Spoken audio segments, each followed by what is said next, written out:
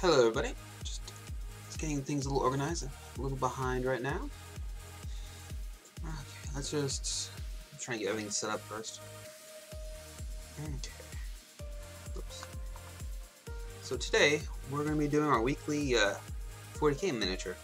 This one is a Primaris Hellblaster, and it's me for the Deathwatch. So he's I think he's a White Scar. That's a lightning bolt with a kind of bar going through it. Okay. So, unlike all my other ones, this one's Prime Black. I also did a good coat of just black paint over top. Because you don't really want to have prime... Oops. How's that better? There we go. Alright. So... Alright. What was I saying again? You don't want to have bare primer. It's never the same kind of tone or color than everything else. Because you can kind of see here where I kind of missed it. And it's not as deep black right there. So you definitely don't want that. I'm also going to adjust my colors. Okay.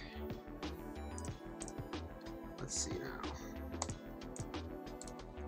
Because when I start painting, I want him to actually look, nice on the camera. Alright. Let's try that. How's that look? A little better, not too bright? Alright. So... Oh yeah, okay, let's get my palette going.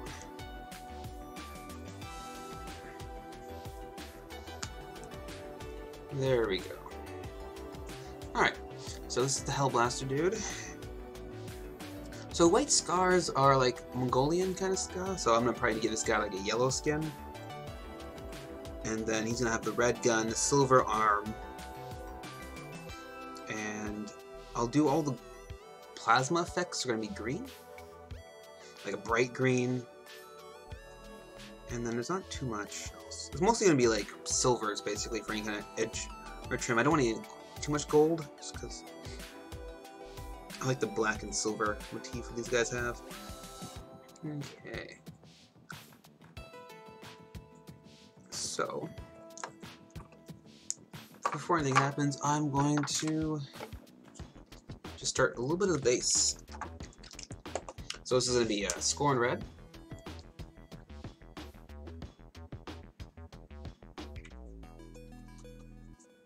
And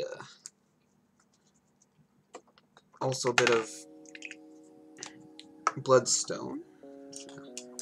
Let's get the brush out.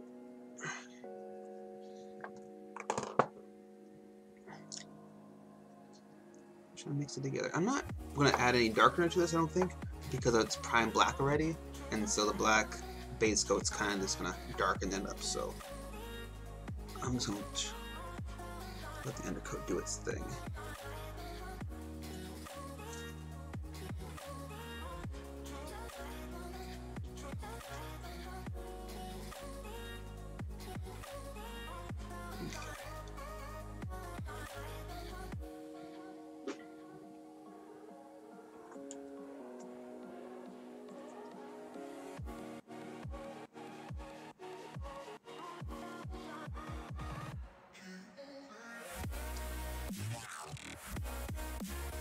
I'm doing it quite thin, so you can kind of see a little bit of the undercoat kind of showing through a bit because it's cooling a bit. And I'm not too worried about that because I'm going to do a bunch of dry brushing to fix any kind of problems like that. So as long as the base coat's nice and solid in the lower areas, that's all I really care about. Yeah, not just machinery is gonna be like a very dirty kind of silver. Alright. So while that's drying, I'm going to start working on the gray.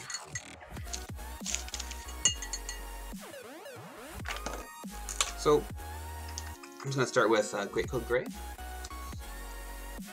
And so I'm basically going to try and block out where I want that. So for this guy, part of another army I did for a commission. It did a lot of battle damage and a lot of scratches. So I'm gonna just try and it's gonna be like almost like a dry brush, and I'm just gonna find out where I want the highlights to be and stuff like that. So I'm just gonna go around and just take a very dirty brush, very like just kind of dry brush a little bit. I'm just gonna try and see if I can get it the perfect consistency to like make it like rough and scratchy. Yeah, let's try this. Just it's kind of okay. I might need a bit more paint. Try this now. I'm just trying. Oh, there we go. So it's a little. Let's try it with a little more water. Let's try that.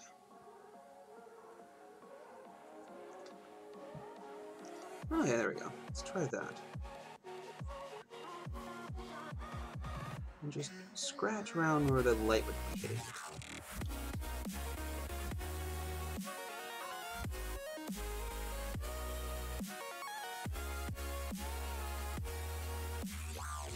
And try and make it all different directions. These are like little scratches from like wear and tear. Not really battle, but like moving around and like dust storms, like scratching all the armor with dust particles and stuff like that. Just little micro scratches, basically. And just a little bit along the edges too, just to give them a little bit of pop. Because it's black on black, and you want to give it all the edges some kind of like little extra detail. Just so you can show them, right? Kind of helps define the miniature. Right. You need a little more thinner. Because you want those lines to be longer, right? The wetter the water, it can kind of help you give this longer strokes with the scratches, I find. Okay. Make sure try and make it look random. Always have a big problem doing random things. And make sure it's not too wet, because this kind of blobs it up. So I'm just going to go and try and work on all the edges, basically.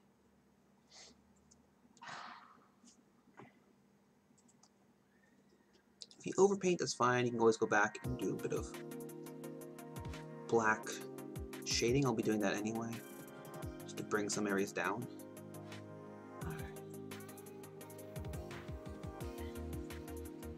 Plus, I also didn't do a good job painting in the black there, so the guy's collar. So I'll do that before I actually finish the any of the guy's face or start doing the face. Oops, yeah, a little bit overpaint there. It's not very rough. It's just more like a solid gray there. So I'll fix that in a little bit.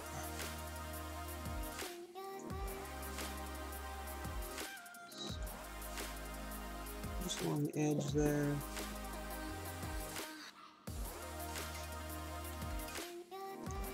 So this hand is all silver, so I'm going to do that actually next.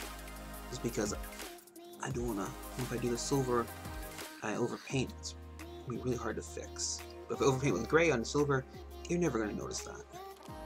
So, just little things.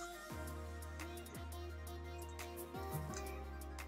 Always just try and change the direction and get all the edges nice and it's a little touch of gray.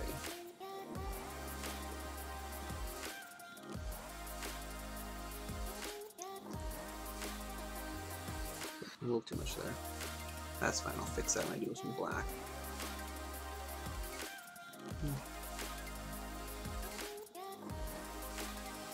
So, let's see what else. What else is going to be something? So this gun is going to be all red and silver, so I'll be doing that later. Let's get a little bit of gray in there, just give it a little bit of depth. Okay.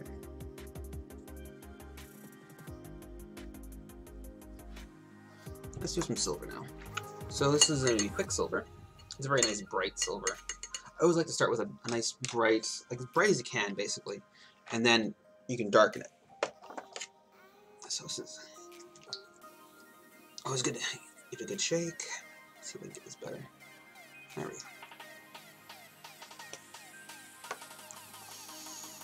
And get my handy number 4 brush.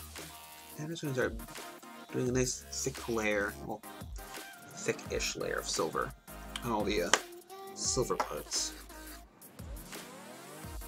So this whole hand, since you use Deathwatch, this is the Deathwatch arm, I guess I would call it. It's got the all its vows and whatever inscribed on his one arm with the the Deathwatch symbol.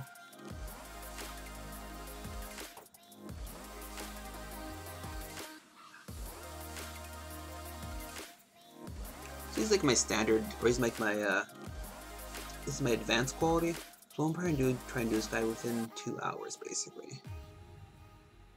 And so I won't be able to finish the metallics because when I do metallics, I always have to finish them after I've done all the sealing, and sealing takes a couple days to dry. So that's why whenever I finish a model on stream, I always take a few days to post it, except to varnish it afterwards.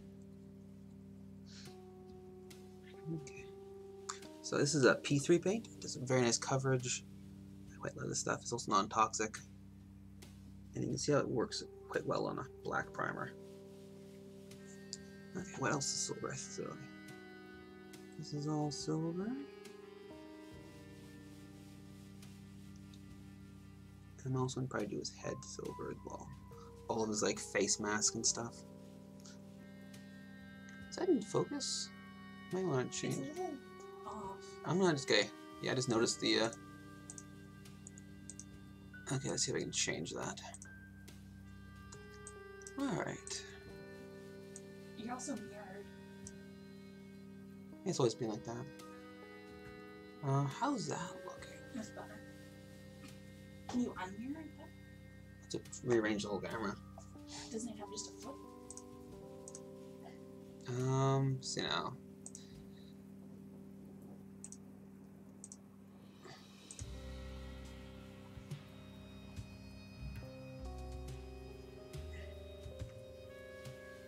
I'm not seeing that. I'll have to probably do it later, but either way, it's fine. It's not like it matters. So I don't need to flip it. Okay. So make sure you don't overpaint. It's much faster to be careful than go back and fixing things. It's always fine. But it's okay if you overpaint. Not the end of the world.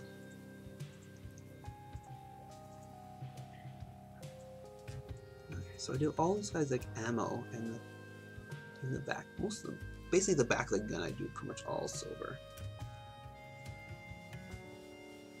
Normally there's like a hand there on the handle, but kind of breaks it up. But not in this case, it doesn't.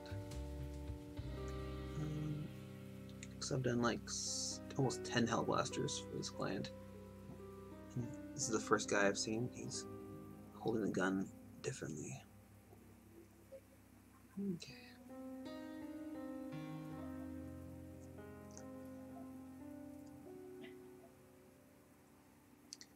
I'll just double check one thing. Gotta find out where the grip on the gun, this part right here, is that black or is that silver? Look at my previous works just to keep it consistent. Okay.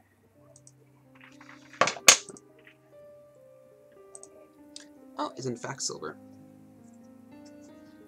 Never mind, I was wrong.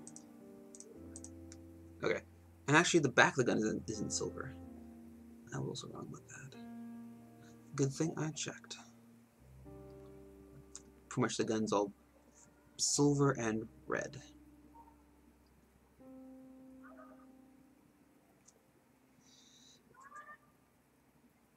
So this ammo part is red, silver, but this whole back part is red. And also the barrel is silver as well. And this little flashlight, I don't know what it's called. Something. I think it's like a sight, maybe a scope. Not 100% what it is. If you guys notice, let me know. Because I don't think it has an in-game effect. I think it's just like a purely cosmetic option. Though I don't play Space Marines, so I'm not 100%. Alright. This guy's got his grill.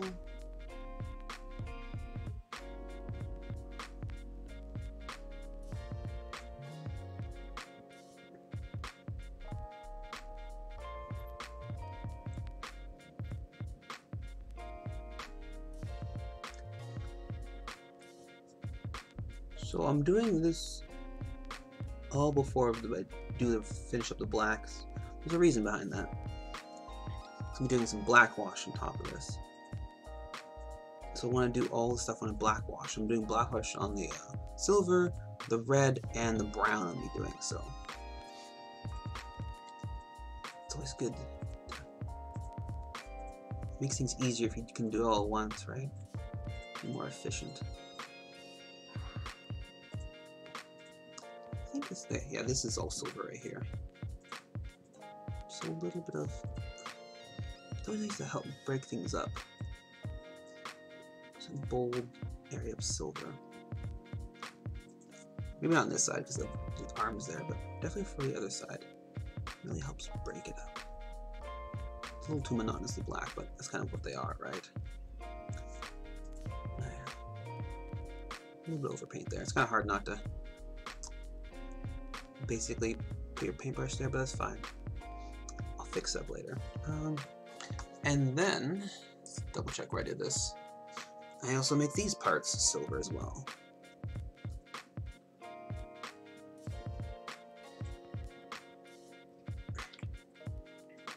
Because I'm pretty sure in the miniature, the actual color scheme is pretty much all black, but it kind of helps break up the monotony. Just a little bit of extra detail with silver. It's a nice contrast, always makes things interesting. But not, you don't want to make it too busy, because that'll just ruin it. Okay. So, to double check. I think that's all the silver. Nothing else on the shoulder pads. Okay.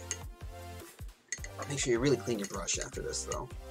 I find metallics are always thick and always chunky and, excuse me, always really hard to remove from the brush. So, and I'm just gonna go back with a cleaner brush and just apply a little solider coat on just like the biggest areas, just because they normally don't have a solid coat of them. There we go. It really does help.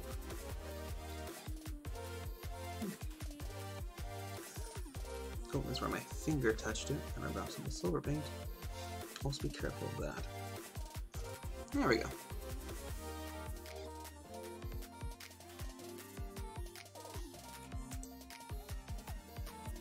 Okay.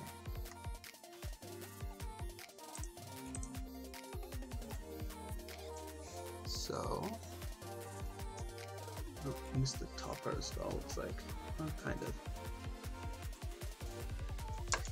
Next step's gonna be the red. So this is gonna be sanguine base. Kind of like a little bit of burgundy, a little bit of red.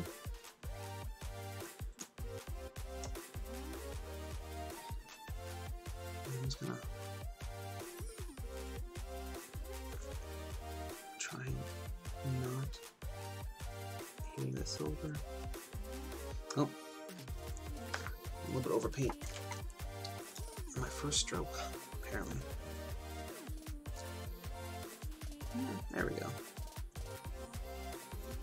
A little better. Just take a damp brush and just kind of like rub it away before it dries.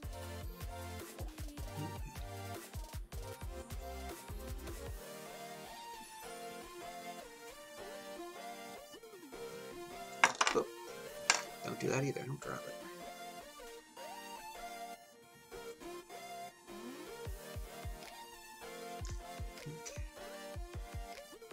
This whole area is also red. Overpainted except for that one area.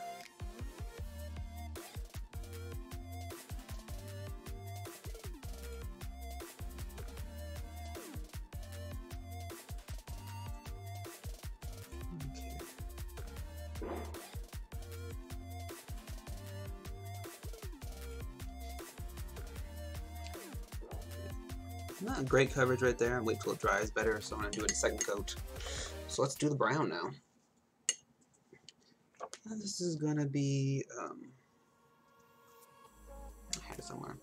I think the bootstrap brown. It's hiding on me. There we go. Yeah, it's definitely bootstrap brown. And I'm also going to, it's a little too bright, so I'm going to darken it with some umber.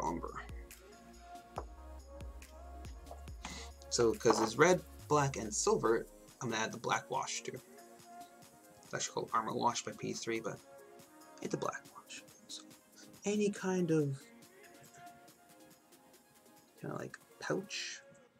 I'm just going to do a bit of brown.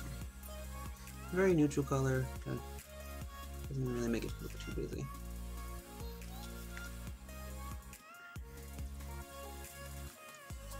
And I think let's double check the previous miniatures.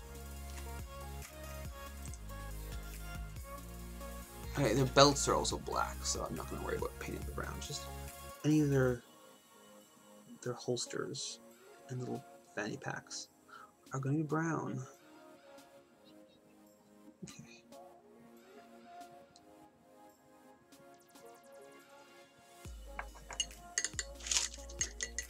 Oops. Let's go back to that same main base and just do, oops, oh my god. Put my finger into that brown. Don't do that. There we go. Crisis over it. I really should be using my marble holder, but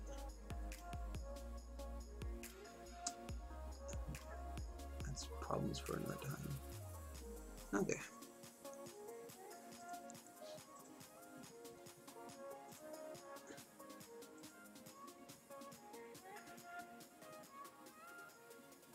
I can kind of see here where I actually missed some of the silver right there. So let's go back and do that. And I make sure everything is dry before I apply the this black wash. If you apply black wash onto a silver, it just gets these little silvery specks everywhere into the wash, and it does not look good. Kind of say almost like a gray kind of wash at that point, which is not what you want. There we go. Make sure it's got a nice solid coat. Okay.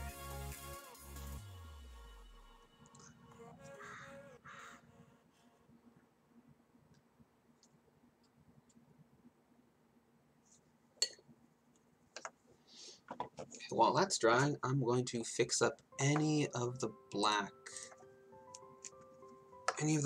where I have overpainted with. So on the guy's pack, for example.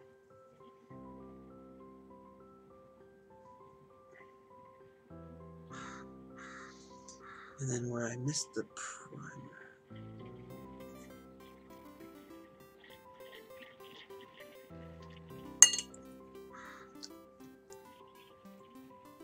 Now, so a little bit of silver on the gray here. So while it's dry, I'm also just gonna take this gray coat gray, and I'm gonna just kind of even out the shade in some areas. So I kind of want this to be a little solid gray coat gray, just where the light will be hitting the most. Because then I'm also gonna do another layer of like a lighter whitish gray, and do more scratches. So I want to give it some layering.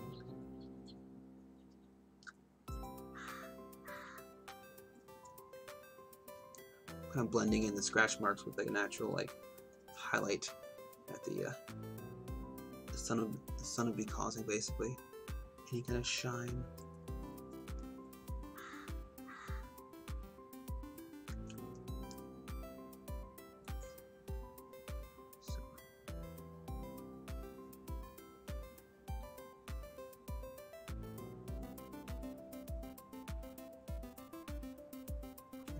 Sun will be hitting probably this part the most, because why not? There's a few options that are done for that one. That's fine. And then just doing a little bit underside, it's evening it out a bit more. Same with the chest. It's evening this out so it's not so scratchy.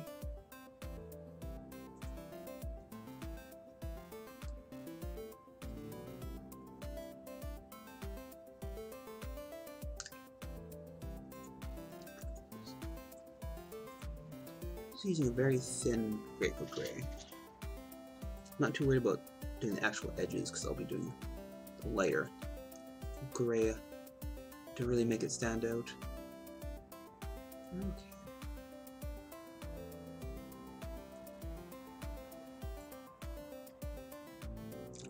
Especially important in this part right here because it's light be hitting this most. There's nothing covering this. It's all exposed to the sun. So I'm just going to do a band basically of where the sun would be hitting it.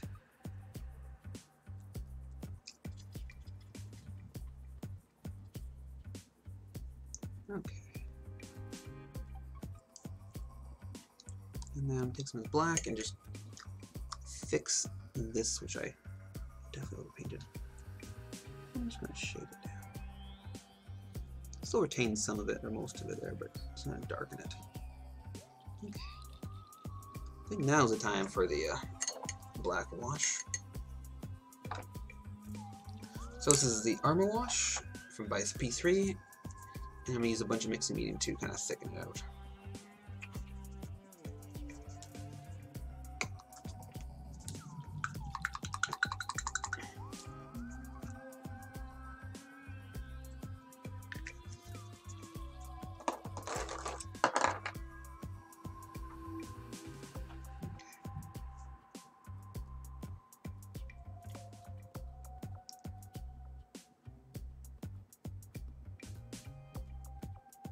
It's kind of spreads out the pigment a bit more, so we can get more coverage with it.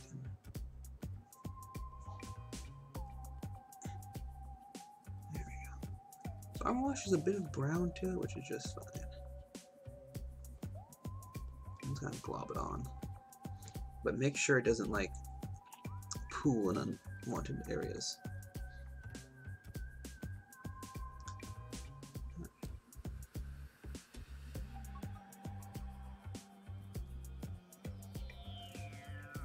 I probably put way too much paint on my palette. I'm not using half of that. I always do that. Alright. And just be careful with the detailed areas. The mixing medium kind of thickens it up and it cures. It'll still kind of like maybe destroy some detail, so don't do too much and don't do that many layers of it. Okay.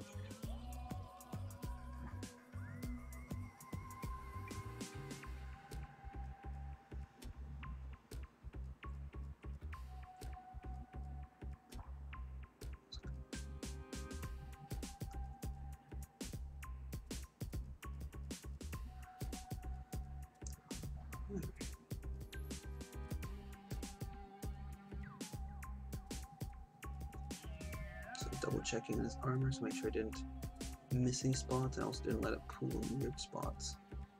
Like the very top of the hand, you don't want it pooling there. Okay.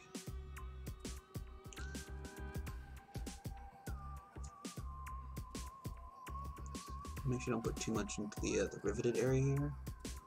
Not riveted, I guess the ribbed area. So it'll start destroying that detail. So don't let it pool too much.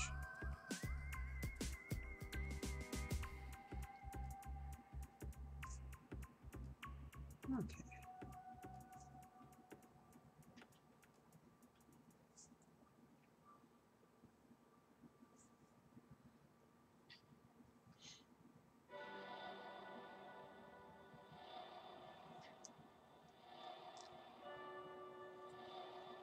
And this part.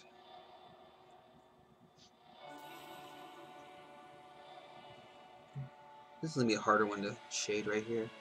With this, it's a little too flat, so it's gonna pool not funnily. So just be careful with this kind of like huge flat area. Just be careful. Just kind of mind it as it's curing. I want it along the edge, so I want it basically to have like, this part be the lightest part, so I want it to pool over the side. Not too much. Oh, I'll kind of ruin that. No, it was okay until I touched it more. Well, it's... Okay, so we can fix it.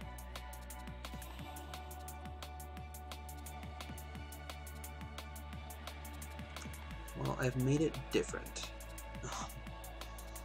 Anyway. So make sure we get all the solar areas.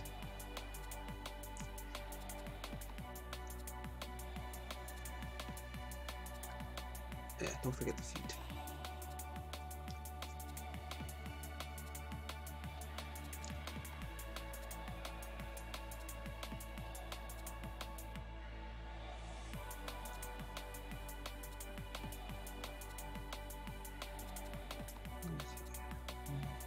So try and cover the whole area, then try and let it pool at the bottom.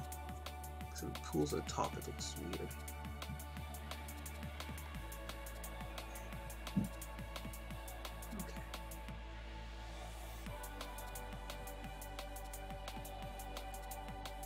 Oh, a little weird pool right here.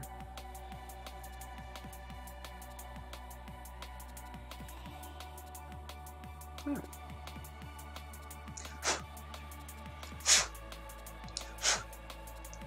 It's pulling a bit too much in the guy's the trigger area, so I'm just trying to blow it out.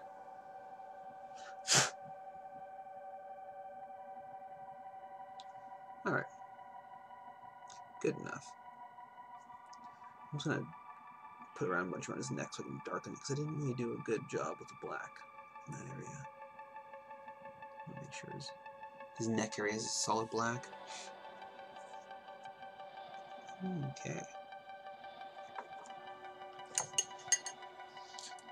So while that's drying, I'm going to try to work on some more gray. Be very careful not to touch it, especially around the feet area. That's where you have damage. I think I actually touched that right there already. Don't do what I do. Alright, so... well, yeah, let's put it onto the head holder. That's probably a better way of not ruining it. There we go. Less touching the base and the feet. Alright. Now, okay, so I said the gray, so let's get some white out. This is going to be more white. I'm going to mix it to some of the gray coat gray I have.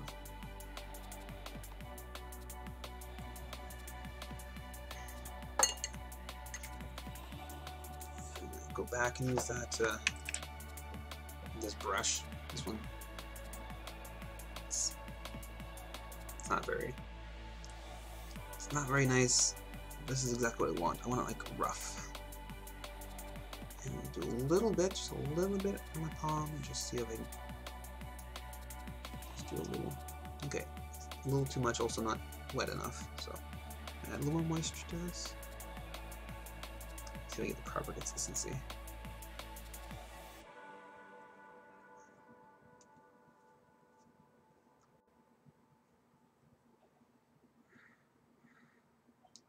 Oh, it's not bad.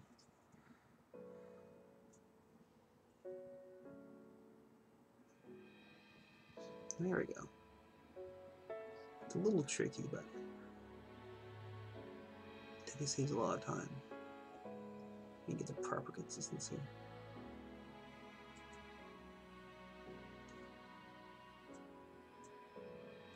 I'm going to do different angles. Make it more interesting. Oh, that was a little too much. Okay.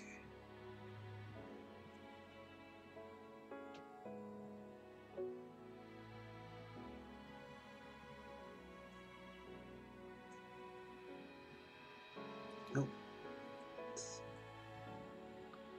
Very gentle when you're doing the scratches.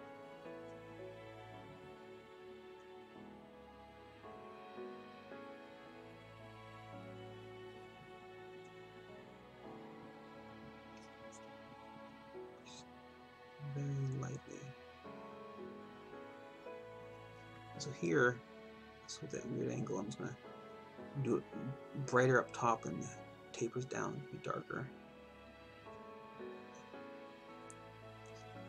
More interesting that way. Just a little bit. Not just a little bit.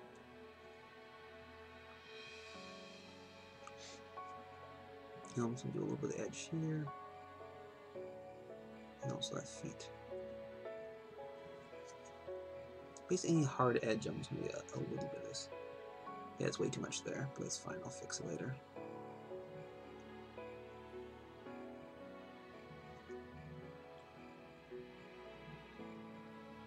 Okay. I have touched somewhere where the ink was still drying. Oh well, I can see on my finger. I've probably ruined some place, but it's fine. I can fix it later. Okay. So I'm gonna try and focus the light on the very front of this part. So it's gonna go from like a dark until the lighter part here.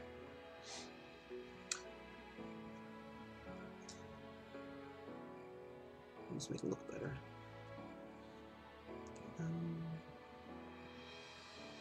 Do a very crude highlight on the guy's fingers. I'll fix it up later with black. Same with the guy's thumb. I'm trying to catch all the edges basically. There we go. Very controlled dry brush basically.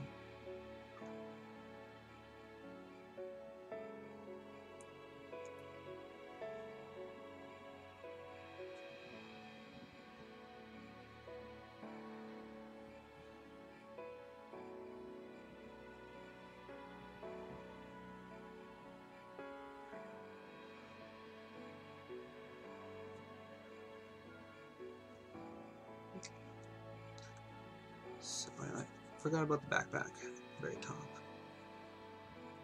So, yeah, a little thinner. Works much better when it's runnier.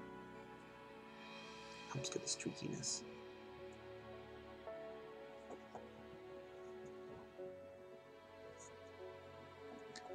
It's a hard angle to do it with the camera in the way. Alright.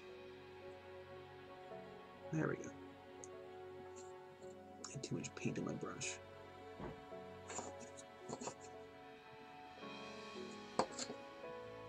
Remember to do different angles. Maybe do some heavier ones than.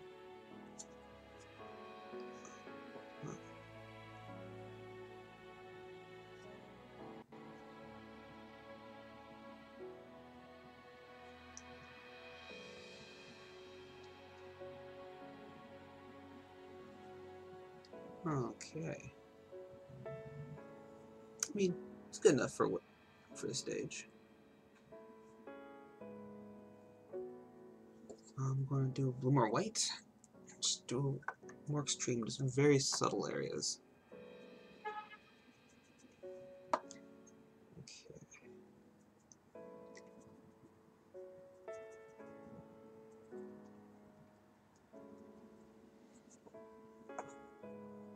Just like on the very top here, I see.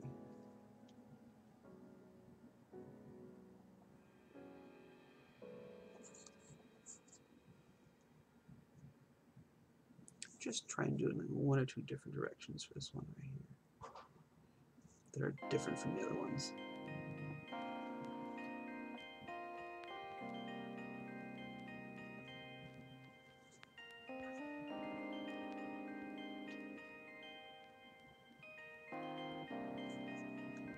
Not to overpower the other ones, just try and add a little bit. There we go.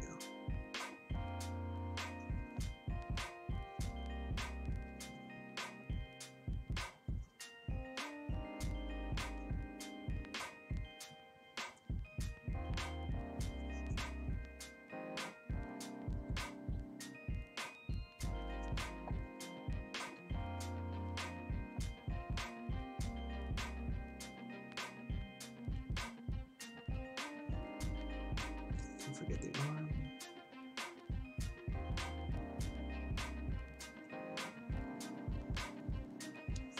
And then always just the hard edges right here, those extreme edges.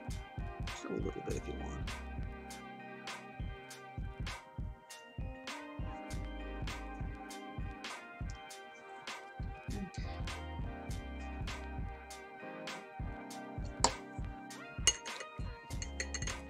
So, okay, let's see.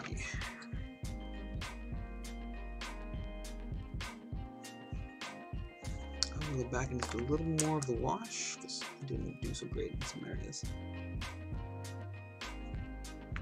Just darken it a little bit.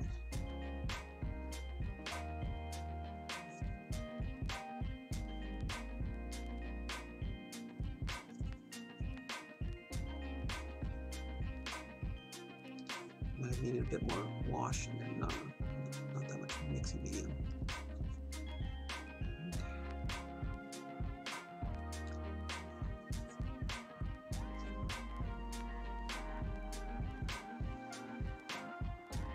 Okay, now I'm just going to take a thinner brush. And by thinner brush I mean number 4. As long as the tip's good enough. I'm just going to pick out some edges. Very fine edges. So for example, here,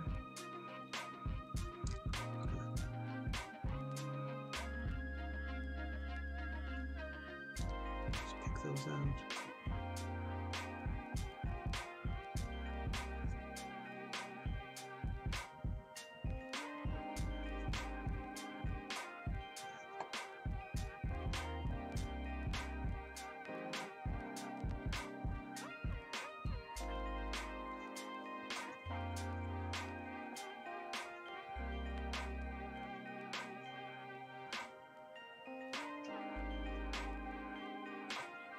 Oh, sorry, kind of wandering there apparently. Alright, just a little bit of edges.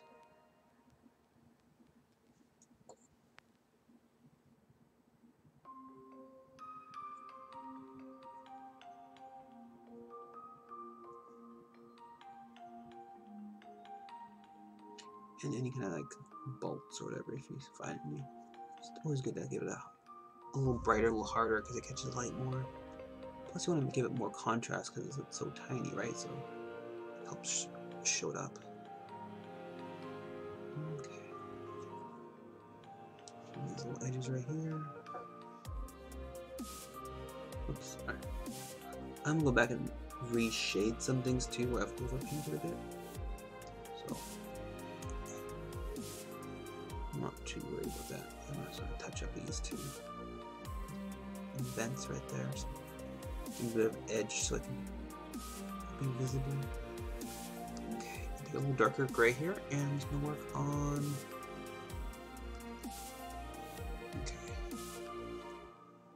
these I guess the joints.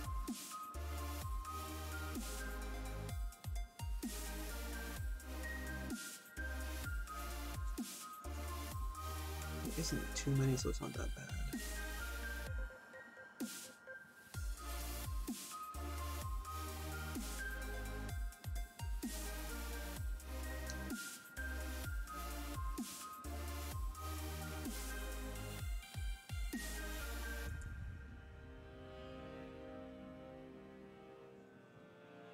Any joints? I guess let's do a gray here. Okay. I'm going to take some of that lighter gray and mix it with dark gray and make a not such bright light.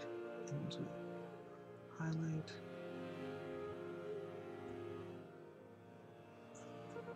I'm not too worried about how precise I am because I'm going to go back over the wash. And any kind of overpainting, I get into the creases will be kind of obliterated by the wash.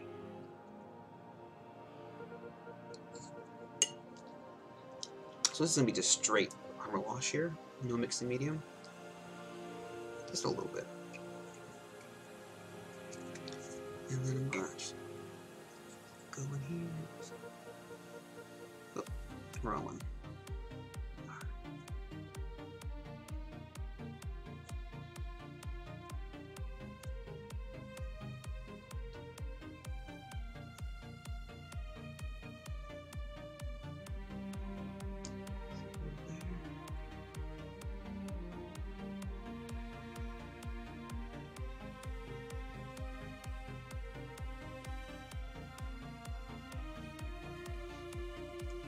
this guy's arm right here.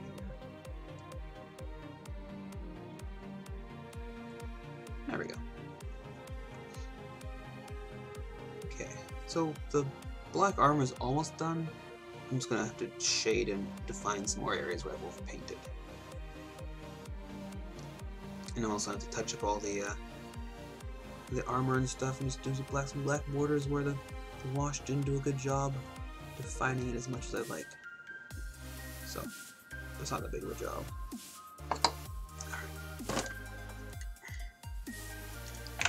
Alright, so take some straight black paint and get into places where I think I should have a nice black border. Because I a little overpainted there with the silver anyway, so. And here.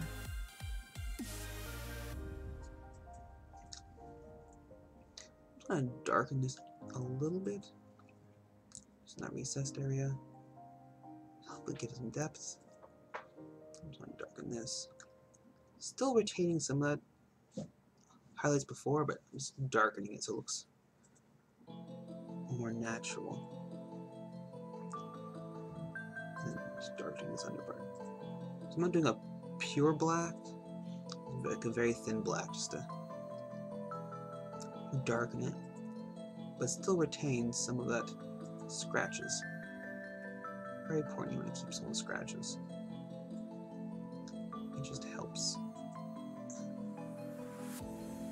keeping the detail, the depth. Okay. So here I'm just going to do a black line underneath the guy's chest armor, just defining that better. So you have a nice contrast of all the scratches and then the hard border.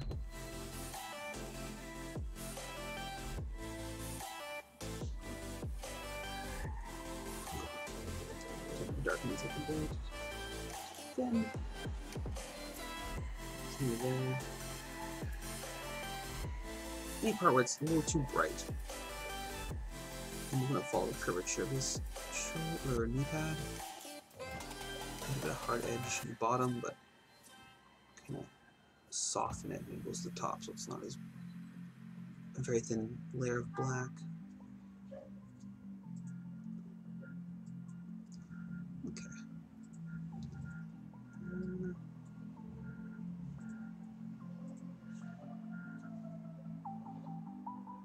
I just want these vents pure black, basically, or mostly black. Just a little bit of finger painting, just remove any excess black you've done. A little bit of imperfection there, apparently. Okay, so here I overpainted a bit, so I'm just going to darken some areas. Just a nice thin coat of black.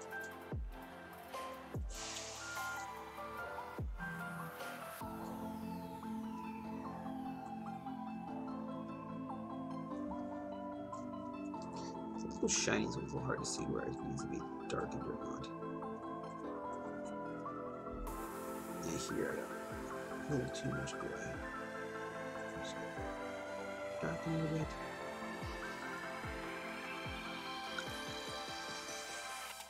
I still want to retain some of the scratches, but maybe a little darker afterwards. And then just get more depth in the crotch.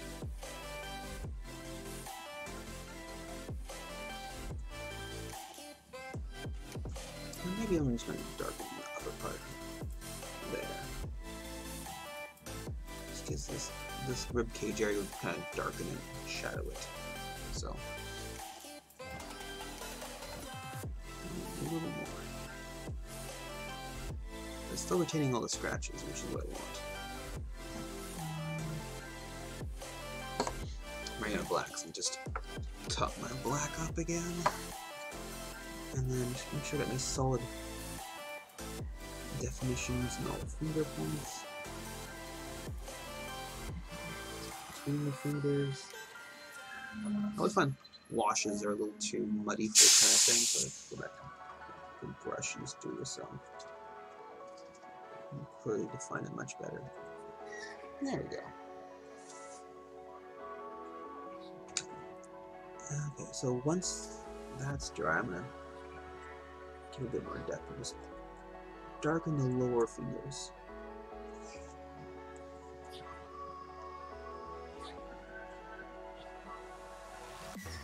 There we go.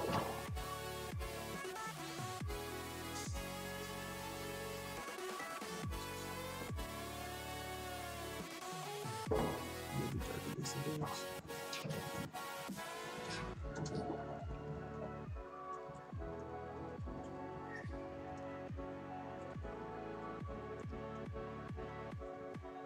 Okay, now on this guy, it's done.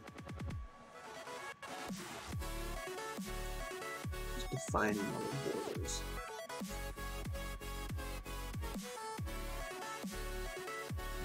So not where I thought the armor watch did a good job. Make sure a nice solid black in some places. Especially here, because I can see it's like I did a good job of like shading it a bit, but it doesn't really help define the edges. So I'm gonna go back over and just define them. It's a nice hard edge.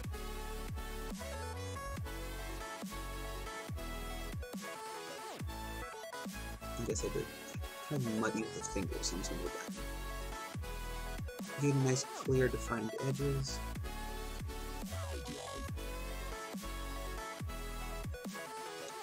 At least in the parts that are very visible, right? I wouldn't worry about too much about the underside here. Okay. So that black armor is pretty much done. I mean, I might have to go back and fix up any overpaints I've done with other colors, but I did overpaint over here.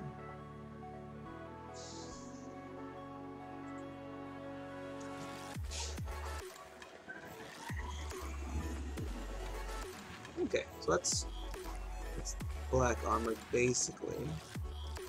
Let's work on. There's not much to do actually after this. Flesh, green, the metal I'll have to do later. So the green's gonna be this part right here. Actually, let's start on the green because the green's gonna take a little while. I want a very bright green, and so doing a bright green. Well, I find this because I'm using this Necrite green. It's very bright, but it doesn't have great coverage on black, so I'm gonna do a nice light white coat first.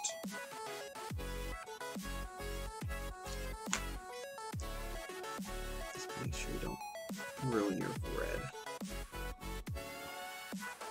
And then once you do a green layer over top of the white, it'll look much brighter.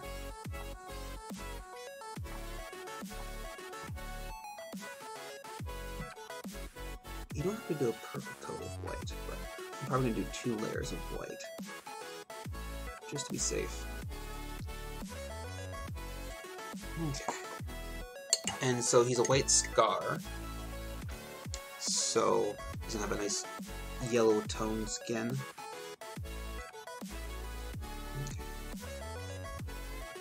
Okay, so let's do some of the brown. So on his holsters and his little fanny pack, I'm gonna just take some of this bootstrap and add some. There we go. This is a more white base.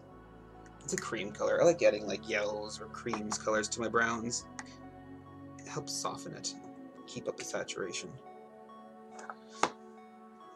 But this bootstrap brown's not very saturated, so I'm not gonna use a very saturated color. It's very creamy. Alright, so I'm just gonna go make sure it. No, it could be a little darker. I don't want too much of a contrast. Nope, too little of a contrast now. Let's try that. Okay, that should be good. I'm gonna go back to this terrible, terrible brush I've had for a long time. And just see if I can do this again. Let's add some scratches.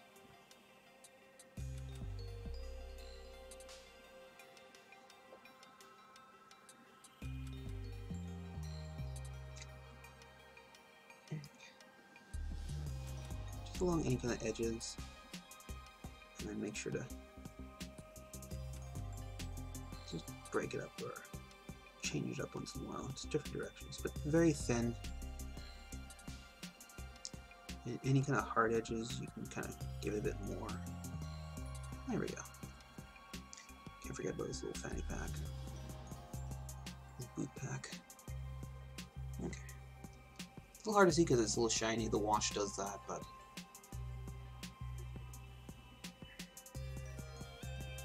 and I've also overpainted a little bit. I'm just gonna take this base brown and just darken it a bit. Anyway, so that's basically all the brown done. What's next? Let's do some red. The red, since it's such a complex area and lots of colors around it, I'm gonna have to use a brush, just like one of these brushes with a good tip, and just pick out the edges. Also gonna use a cream for this. It'll help separate it from the armor, which I use more white. Okay, so let's see if this is enough contrast. Oh, that's good. Maybe a little darker, a little more saturation.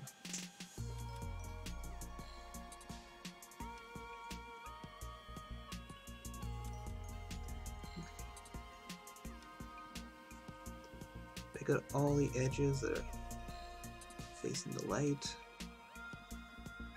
Very important. See, looks weird if they're dark.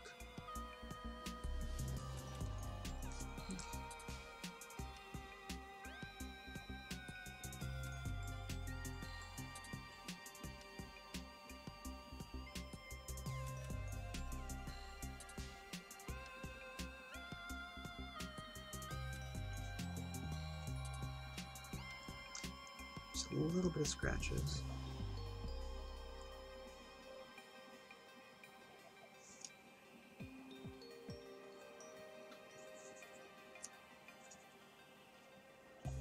Especially in the raised areas where it might be hitting the most. It's like around there. A little bit around here.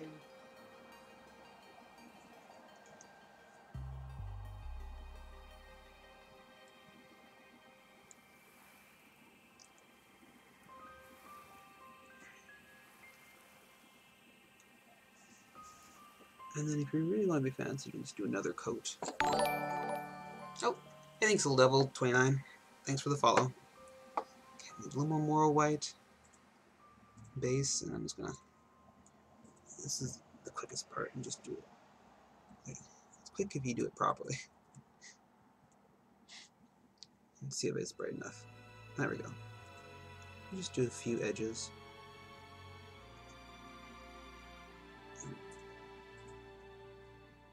I shouldn't be highlighting those little buttons. I might make those green. Okay. So, just along the edges. I always find extreme highlighting is the fastest part. All it really is requires these little dabs, little dots everywhere.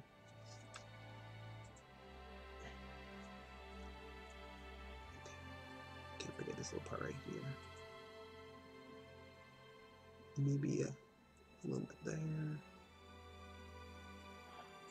A few little scratches.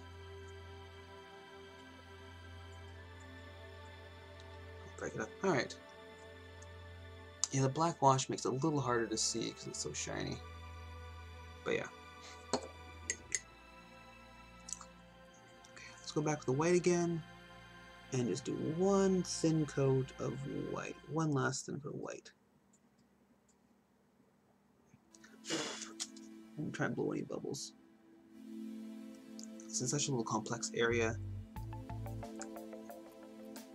The raises kind of causes bubbles if you do it too thin. And so like might have a little bubble accidentally from the last time. And make sure you get every single part. Yeah, it's a little bubbly, unfortunately. Such a fine, delicate area. Okay. So, I'll wait for that to dry. So I've done Yeah, I should go back and touch up the guy's hands. I didn't do a great job of that. Each of those knuckles need to be a little more defined. Okay. Oh, my gray is dried out. I'm getting hit directly by the sun, so it's a little warm, unfortunately. My wet palette can't handle it. Alright. So, just go back with the number 4 brush, and just an extreme little, take out all the edges. And just go less and less towards the bottom, so it's darker. So, a bigger blob up top, and then smaller blobs as go down. It's still enough to see it, right? And then for the top one, you can probably just do a little bit of a edge.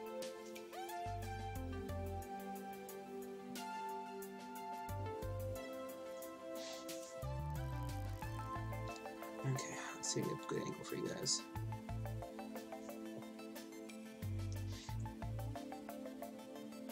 Okay. Oh yeah, I should probably do this too. Do this white base coat on the guy's head. Because he's going to be kind of pale. I always consider like that kind of skin tone, Mongolian skin tone, like a pale color. So, I just want to do a nice coat of white to bring up the whole area. Otherwise, when you do a pale skin tone, black, it just looks weird. So do a lot less layers this way of like skin, so it retains the detail, which is very important. Less is certainly more in this case. All right. So the gun's done except for the green. I think. All right, let's do a coat of green.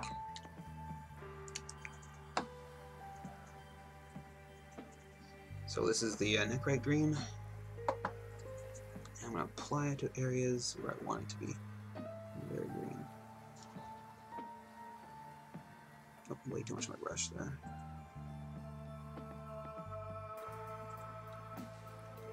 The silver is actually kind of nice because it's a little bit of a brighter base, so I can just apply it right straight to silver if I want. I'll do a couple coat sleeve buttons, I think. Depends how thickly I put it on. Yeah, I do a really big blob. One coat's just fine, but you can only really risk that kind of thickness on very small things like that. Alright, now I'm going to do a very thin coat of green onto the gun tubing. Okay, I just want to double check how I did the other one. The other plasma gunners. Okay. Let's see.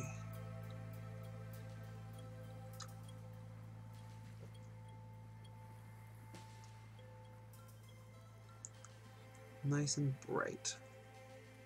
It gives an illusion, because he's so dark, right? Any bright colors really pop. Kind of gives an illusion of glow.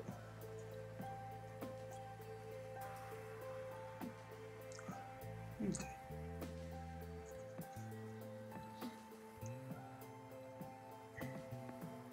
Not bad. Alright.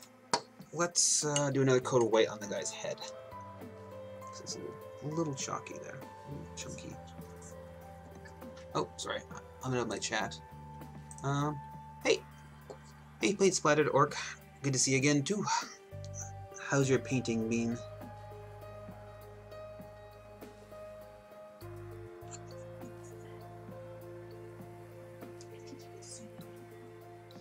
Okay, I might just... It's even just the camera. It might be a little too close.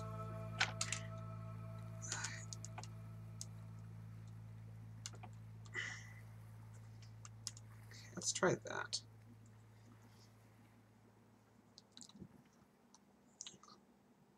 How's that looking? That head looks... that head looks like neon almost. Just like a ghost, doesn't it? Alright. I do think that's better though. Okay.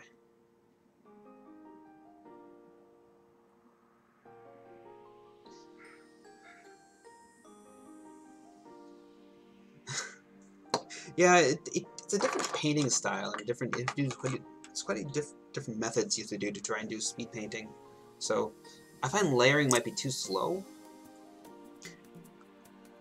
and so it also helps you just do different methods, right, when you're doing speed painting. Because if you, like you said, you failed, maybe try something different. Help you with to try maybe two brush blending instead of layering, or feathering, or whatever. If we want dry brushing even to help speed you up. Because this guy's a lot of dry brushing basically. Okay, I think his head is dry. Let's do some flesh. So I'm really running. Okay, I'm just gonna get a new palette.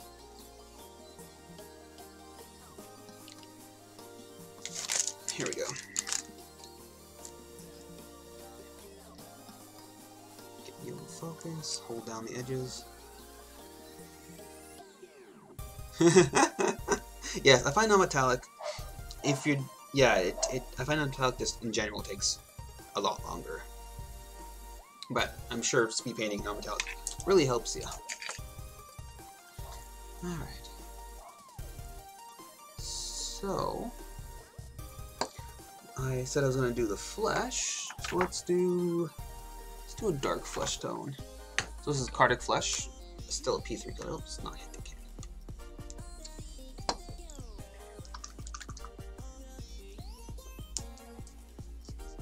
You can do whatever you want in most speed painting competitions.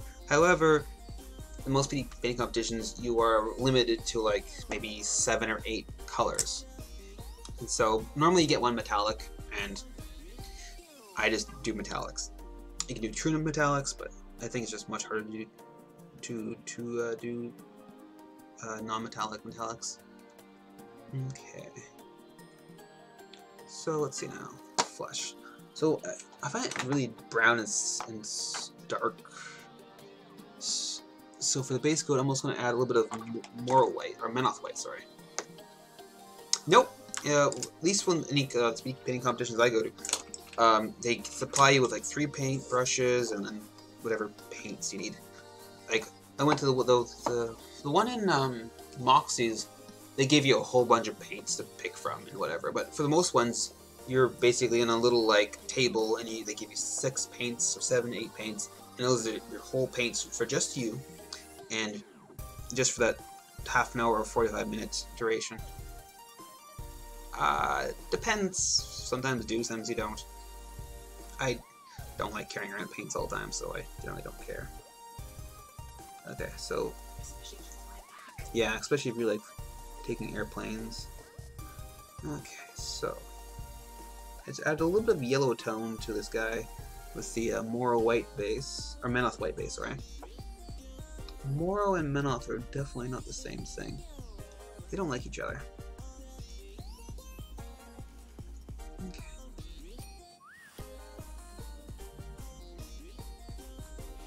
So, there we go. That's okay for the first coat.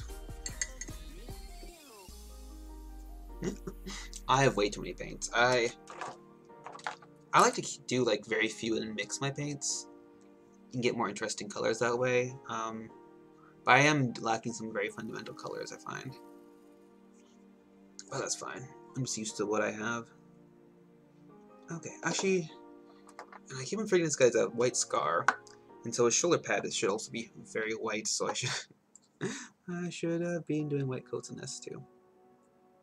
Because I think, I'm not 100%, but I think white scars have a white base, and then the lightning bolt is what, red?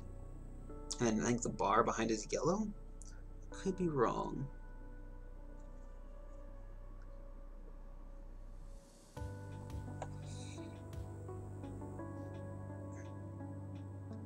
Okay. Don't worry about the first layer.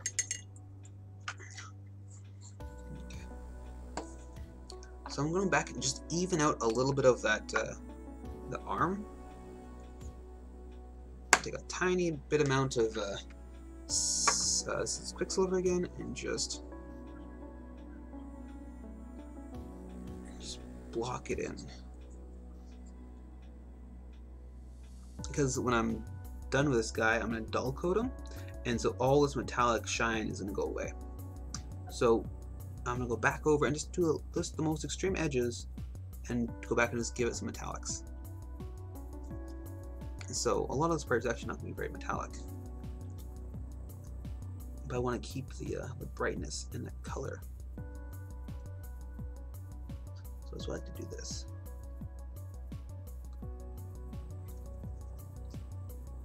Okay. Also helps define the edges. Oh, I should have done the. So he has some buttons, doesn't he? I should have done those green. That's fine. I can do it right now. Plus, I think my other green's dry, so I'm gonna do another coat of that anyway. So let's do this first. One layer of green here.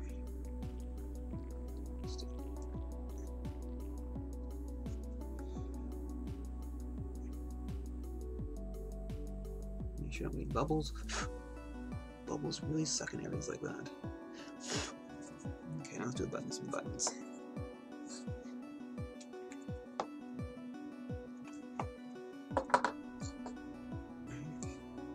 So he's got this whatever thing here. I'm just gonna make it green.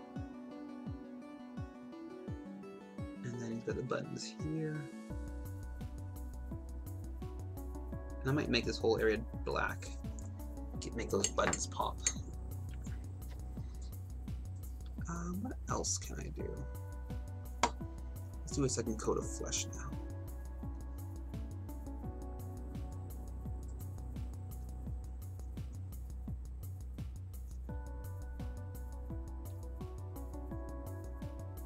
That first coat did quite well though, I gotta say.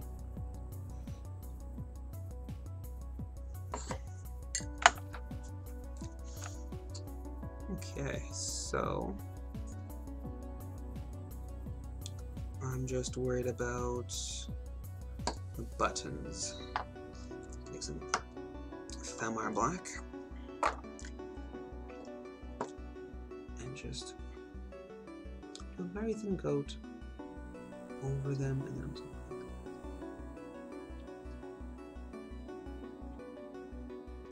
and hopefully those buttons look much better. I might have to go back with the green again, but that's fine. Okay. Let's do some more of the base before I forget all the things. Everything else is drying. So this is Scorn Red. And this is going to be a Counter Red highlight, which is actually quite orange. And then I'm going to take some Bloodstone, which is a reddish brown.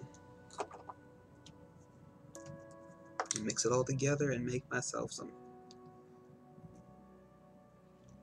Mars color. Okay, a little more orange, I think. I do find that the lighter color is going to get absorbed in, overpowered by darker colors, so it's always good to add a bit more. Except for white. More white I find really overpowers pretty much any color.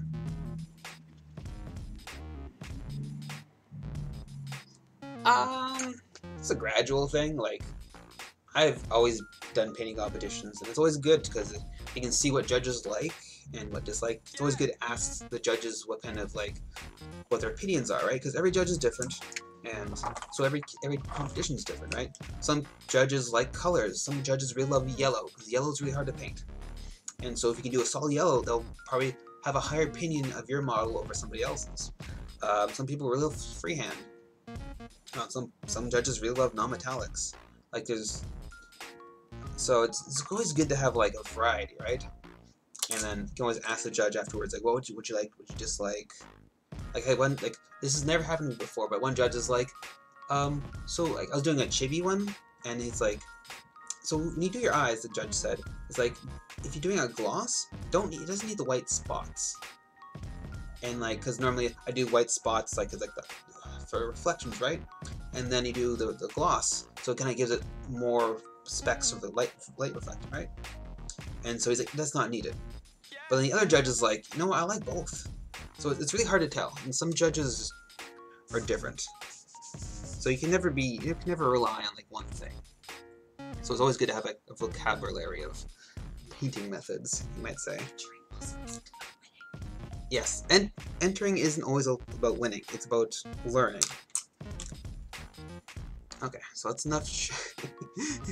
Oh, well, don't worry. No, it's always good to enter. I mean, failures is not a bad thing. It's a learning opportunity, right? So 6 months, and it's great because you can take your 6 months model and say, look, I entered this model, and you can like put it on a shelf, and then a year from now, you can be like, oh, this is my year, and you can basically show your progress, right? Hey, maybe if you have won something with like maybe your first year, second year, third year models, you can put the trophies behind it and say, show your progress, right? Yeah. And that's always cool because I have some miniatures of my speed painting competition. It's just fun to see the progress of like my first few times speed painting to like my last year, how different they are and how much I've improved basically.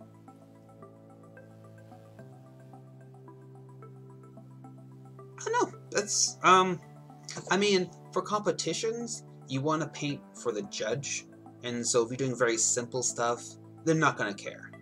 They're gonna go for the complex stuff. It's like, because like, but so you can still do like cel shaded stuff and do a cool style. It may not be good for like competitions, but if you like it, it's fine.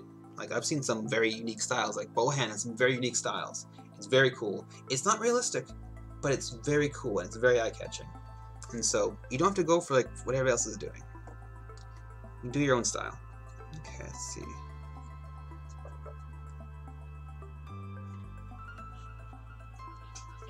Oh, I'm painting off camera.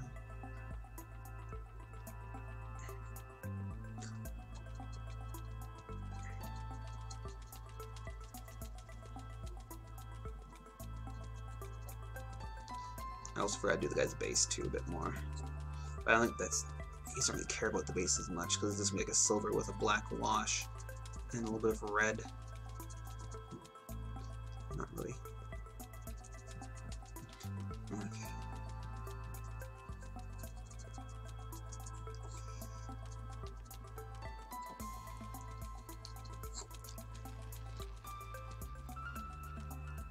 Oh, nice. I've just been using my my little homemade one for years, and I quite like it. I mean, it's just simple like paper towel and parchment paper on like a little backing from a clamshell. I got a miniature in. It's a great size. Okay, so let's since the metal, or not the metal, the black armor is basically done. I'm gonna just do a little bit of the because it's a Mars setting, right? And Mars has got a very fine powdery dust, and so it kicks up, and so it basically gets everywhere. So I'm gonna just do a little bit of Mars dust.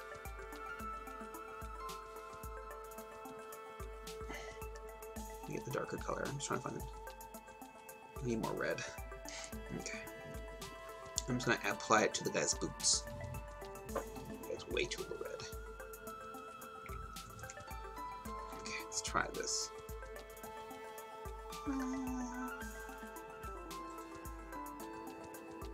Sure. Alright.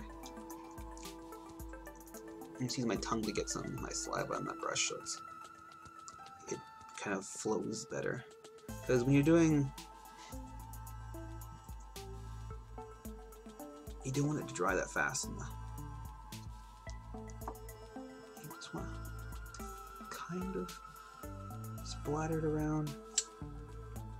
But you don't want too much because you want to kind of give it like a dusty look. So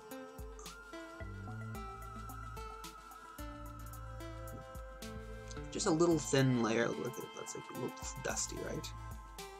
That's all you want. It's probably marching around on Mars for a while, killing whatever Xenos he's killing with Deathwatch, and that's their job. And you want it to kind of pool in like the recesses because it's where it collects. So I'm kind of rubbing off a little bit of paint with my finger just so it has more paint in the recesses, basically. So just things like that.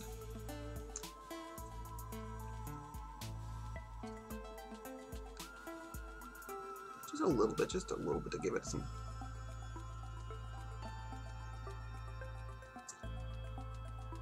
Just gets a little more character, right? Shows he's actually in the world, not just like plopped on his base. There we go. Looks like he's been in battle. Okay, so let's maybe work on the gun. Oops, bump the camera. So I'm gonna take, I think, I have the green somewhere. Alright, this is gonna be Gnarls. No, is it Gnarls green? Let's find check again. I think it's actually Iosa green. Let's use a different brush. And a bit of mixing medium. Oh.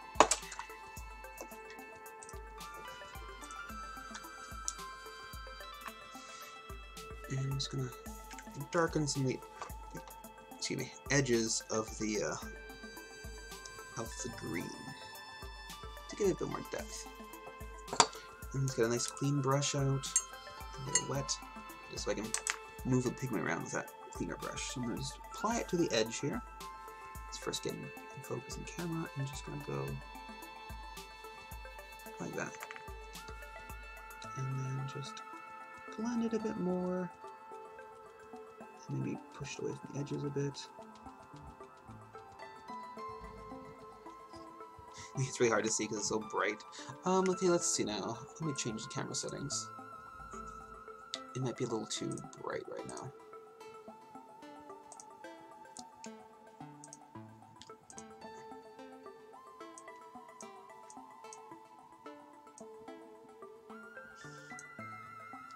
Let's try that for now. See if that's a little better. Okay. And let's do the other side. So just follow along the edge there. And then just there we go. Maybe do a very thin coat just along here, just to give the dimples a little more definition.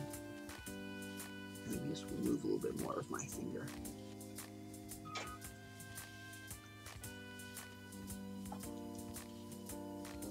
Still quite bright. Okay, maybe, I don't know.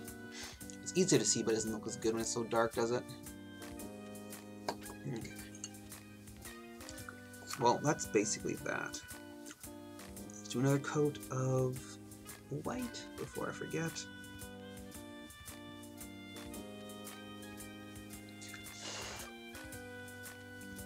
A little too wet, so I got a little bit of bubbles, so I just blow them away.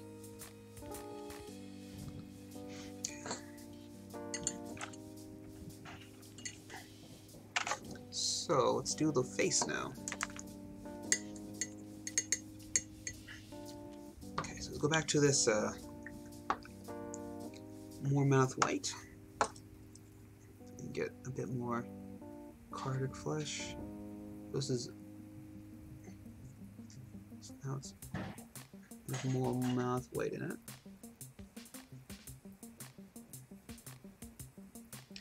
I'm just gonna pick out all the raised areas.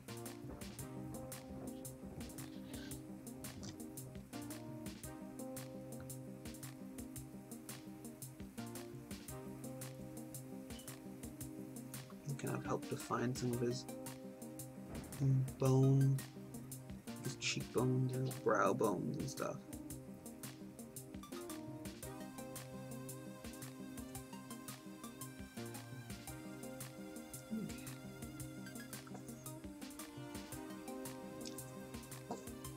And since the mouth white doesn't really go that bright, I'm gonna go take some mouth or more white and just gonna brighten it up and do the more extreme areas.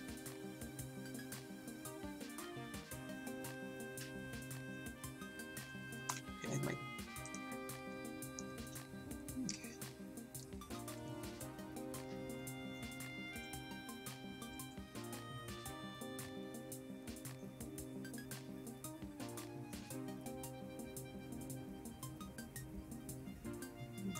I can't tell if that's like he's got if it's like battle damage on his face, scarring, or is it just wrinkles because he's old.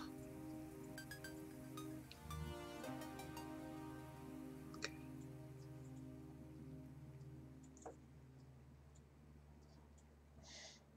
Okay, I might have to change the exposure again just because it's hard to see in the face on the camera what I'm doing.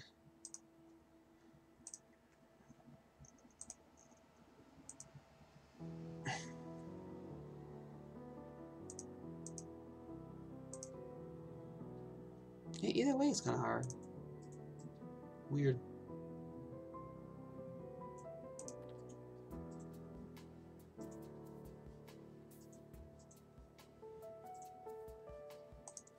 Maybe.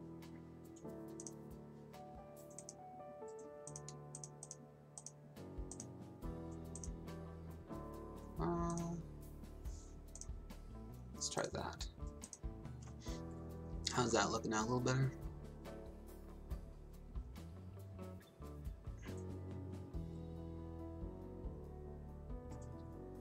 Okay.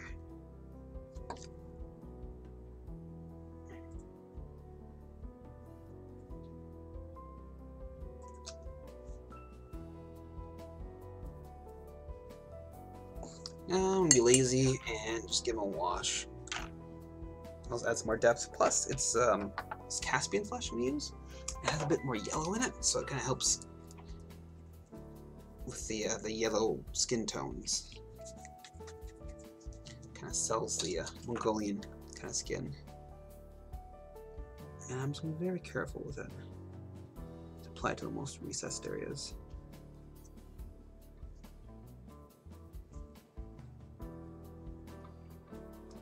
The eyes and stuff. I'll do a little bit over some of the brighter areas, but just a little bit to just change the hue.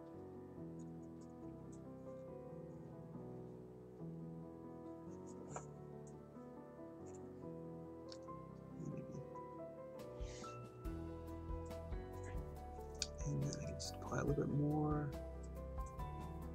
just to sell that yellower skin tone. Yellow complexion I want. Okay.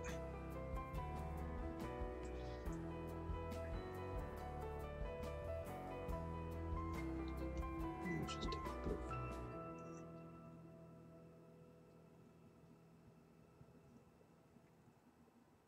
I think those are studs on his arm, on his head. God, it's so soft, it's hard to tell. Anyway.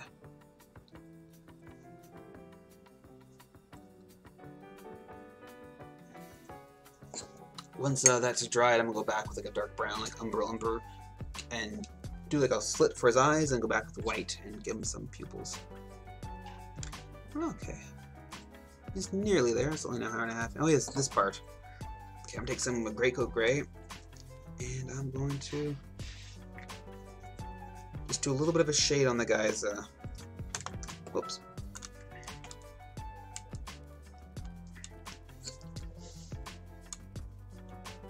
Do a little bit of a shade on the guy's shoulder pad.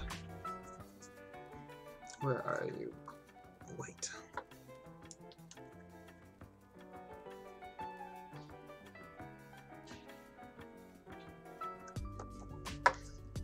I'm not going to care too much about this because I'm supposed to be battle damaged. So I'm going to go back over with white and just give it a bit of a rough scuffing. The rest of the armor.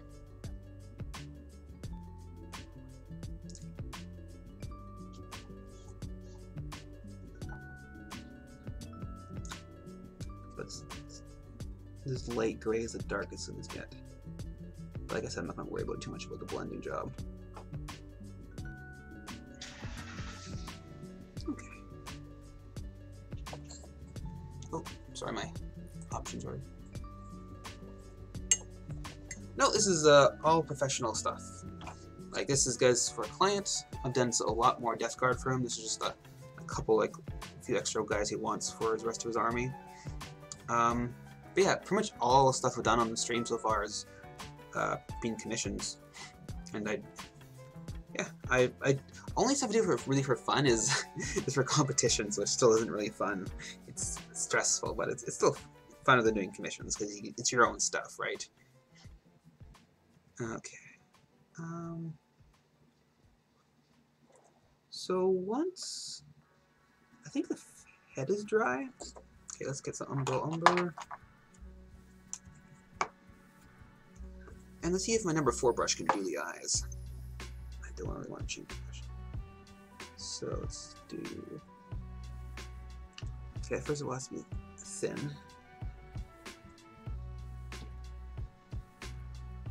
There we go. Oh, there we go. You can kind of tell my brush has a bit of a hook to it too. It's fine. Still perfectly usable. Alright, let's take some white. And I like to give these guys, always looking to side, it kind of gives them more character. So let's do a very small little dot. Come on, number 4, you can do this. Okay, it has to be there. Probably dried my brush. Let's try that.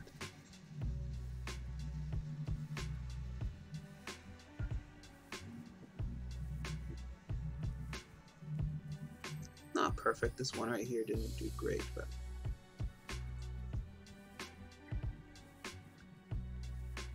kind of look like he's looking this direction, right? He's looking towards his hand. Okay, it's gonna black out and it's gonna touch up his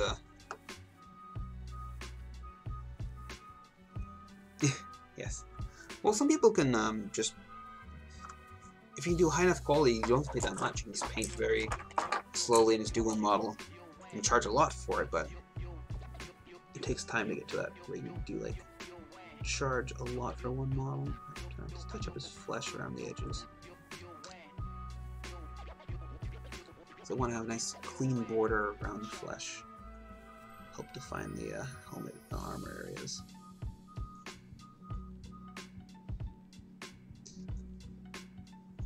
Okay.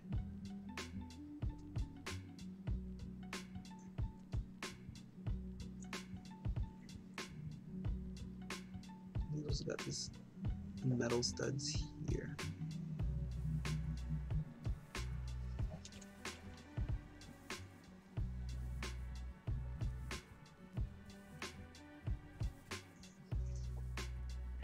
There we go.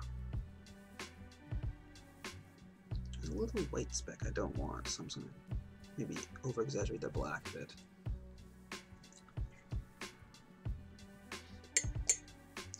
Go back to umber, I think. Somewhere. Is that umbrella? No, do the umbrella. Because I overdid that white speck here, so I'm just gonna define it a bit more. Just the angle of that brow kind of makes it hard to do it properly.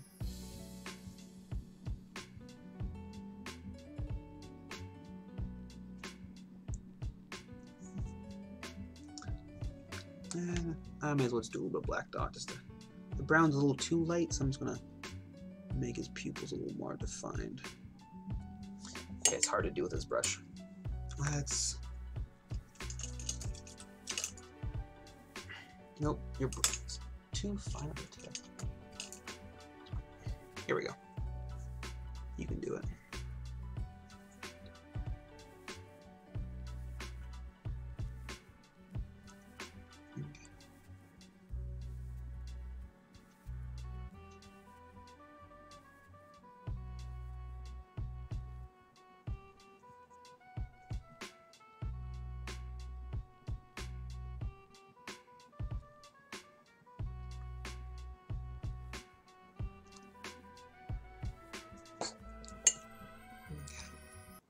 So let's take this crummy brush again.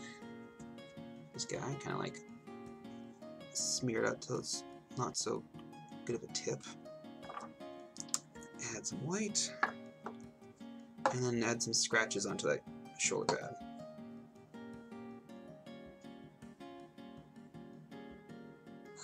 Yes, it's actually too dry. It needs to be thinner.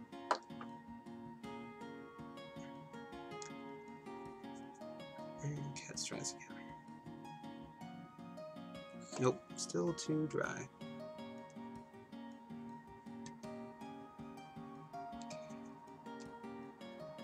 Let's try that.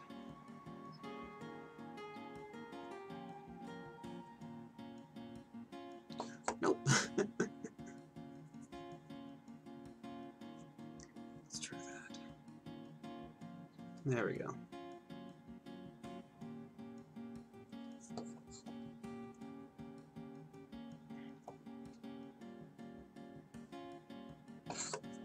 And it's going to take some pure white, just a little thicker maybe, and just try and get it so it's more defined. No, okay. Hard to do it subtle, so I'm just going to do some really thick white scratches.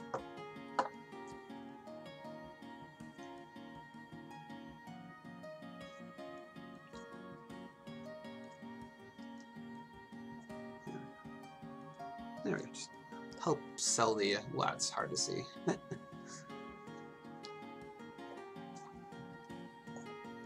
Just a little bit of scratches to give it, sell the battle damage look. Alright. So, let's see.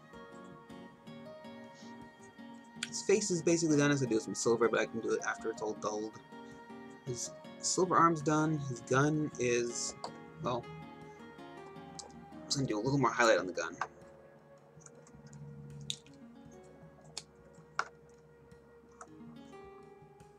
Take some of that nechrite and add some sulfuric yellow to it.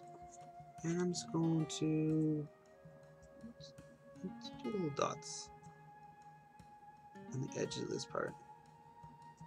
Like light reflections. Hating like the tubes of it. It's kind of like a glass, isn't it? Or some kind of shiny material. Either way.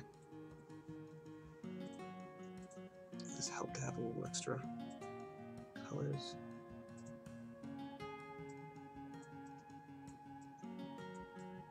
There we go.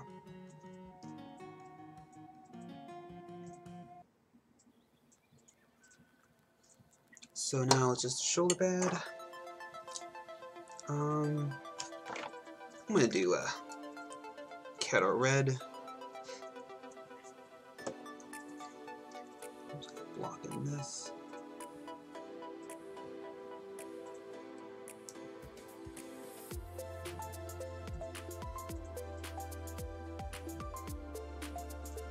I'm gonna double check what Scar's shoulder pads actually look like. Like Scar's.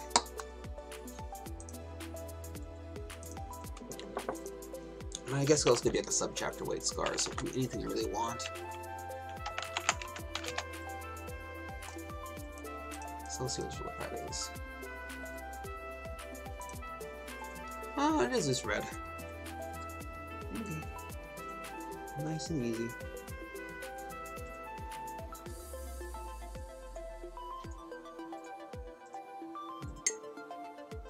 A little part I missed here with the gray.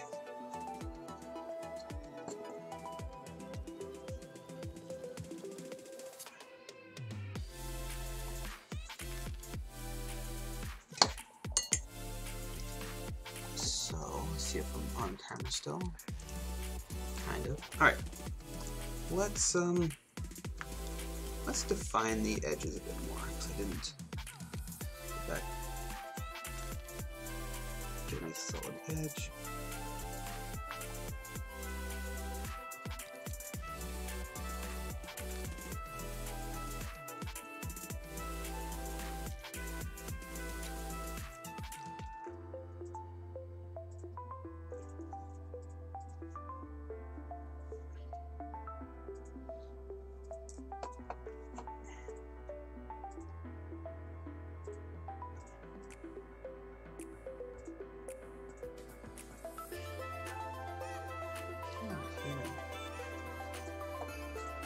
And then it'll definitely help when I do the highlighting.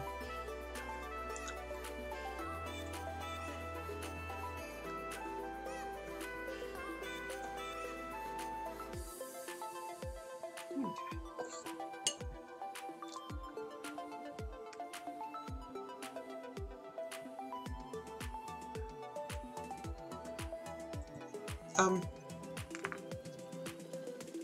if you're doing like lighting for army, for example. Okay, for non-metallics. So if you're doing competitions, normally like the model's on like a plinth or like basically on a diorama kind of thing, and so you kind of want to have like a main angle where everything looks the best. So people will basically orient the model and the diorama to basically a nice like dynamic like, you know, looking like pose, and like everything was all set up nicely, right? And then they basically find the angle, and that's the angle where they basically try and have all light reflections come off of. So the trick is to like make everything look nice, right? Like, so it's not too. Yeah, sure. I got a non-metallic or a glow effect I can kind of show you guys. I did it with witches.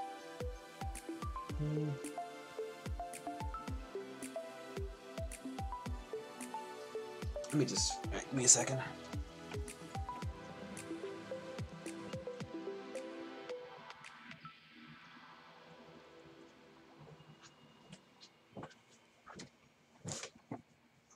Because here is my witches I did for Lock and Load, I think last year? A little dusty. Anyway, so here's some witches in like a little circle, got some glow. And so like all the underside is basically, so like the moon is basically overpowering any of the candles, so it's coming from this direction. But any of the shadows would be basically, if it's not obscured by the moon, is going to be lit by the red candles, right? So all this has got a red hue, but anything from like this kind of angle is basically blue. But anything from anything not hit by that is all orange. And then so like the majority of the light's coming from here, so that's why I did all the red on this angle for the candle, for example.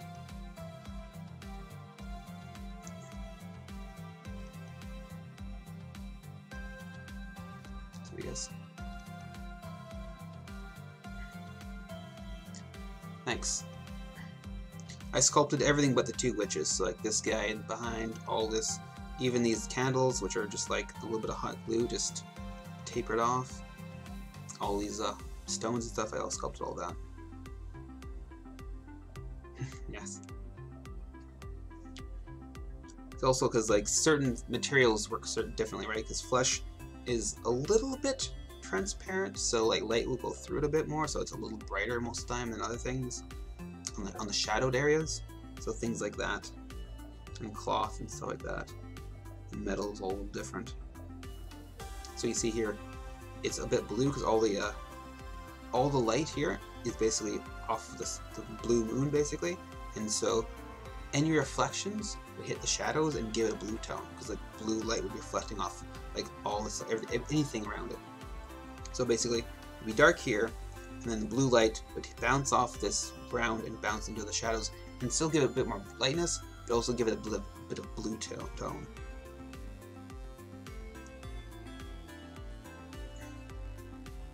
That's why everything is here, but everything's a little bit blue right here.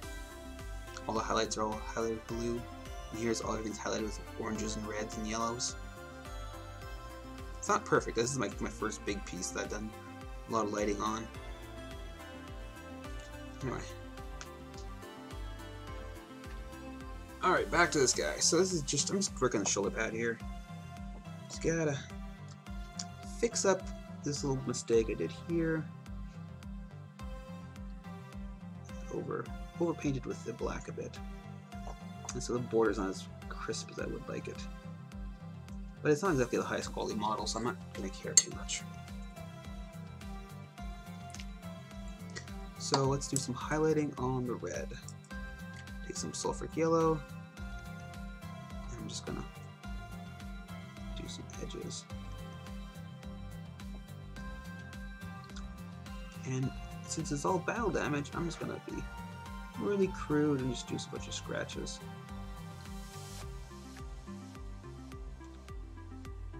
Just do mostly yellow on just the last layer. Maybe the most extreme tips and give a bit of pure yellow basically. So it kind of gives it like a weird, like almost fleshy, creamy tone. And so it kind of desaturates the red a bit. And so you may not want that, so I'm going to go back and just do a very, very thin layer of red. And it'll bring back the red for the most part. But the undertones are so lighter than the red, so it'll kind of keep this, the brightness. And then if you really wanted to, you can go back and take some red and add black to it. And just give it a bit, whoops, a little pile of water there made it unusable. Okay, a little dark red here. I'm just going to darken this area up.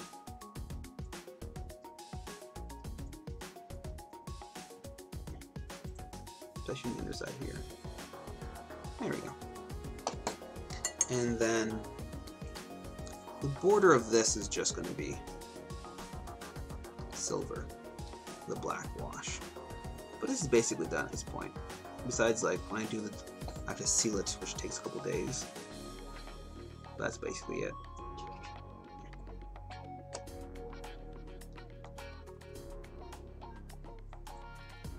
Yes, speed paint. Well, it's not speed painting, but it's like basically knowing where to shortcut. Like, what can you shortcut? What kind of like colors you want to do together or separate. So, like, where do you start first? Do you start on the flesh tones? Do you start on the metallics? A lot of people have different ways of doing it. I like to do try and do the metallics first, because you can overpaint metallics as your very first color, and it doesn't matter. You can paint over metallics very easily, but if you do like other colors first and then you do metallics, and you overpaint with the metallics, it's much harder to like get rid of those metallics. Because you can try and maybe wipe away the paint, the metallic paint, before it's dry, but you got these little tiny little specks everywhere, and they're just almost impossible to get rid of. So it's one thing to be careful of, because all the metallic little flecks just are so annoying to get rid of. But I like to do, like, try and do like all like the big blocky pieces first, and maybe go on the inside and work our way out. Because I'm always touching a model like this, and so I try and do like these parts last. But like I have to do a little black first, right? So I may as well kept it all together. But I guess like this part, I normally do the heads last because I always put my finger on the head to like balance, or not balance, steady my grip basically for the most part.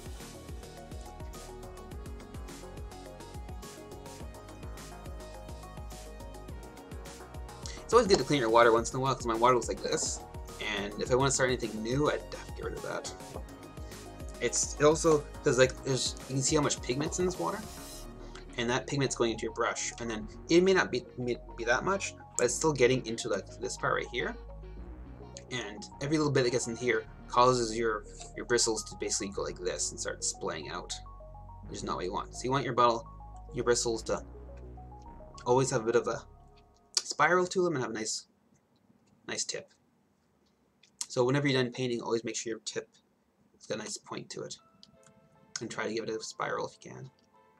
Just put my mouth and rub it against my tongue, and just a little spin.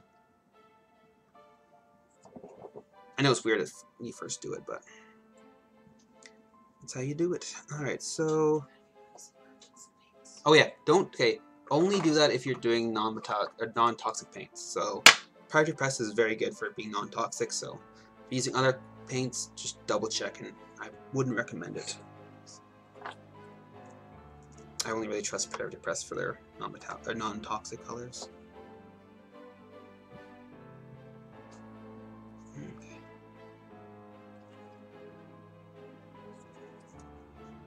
Just defining some borders.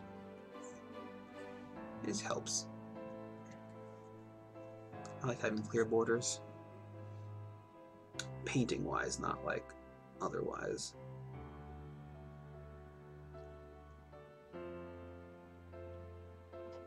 Okay.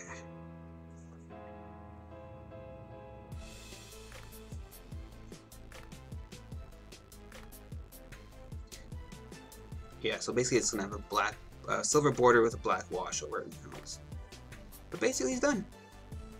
Alright. Hope you guys enjoyed that. I don't think we're gonna rate anybody, are we? Yeah, not gonna rate anybody.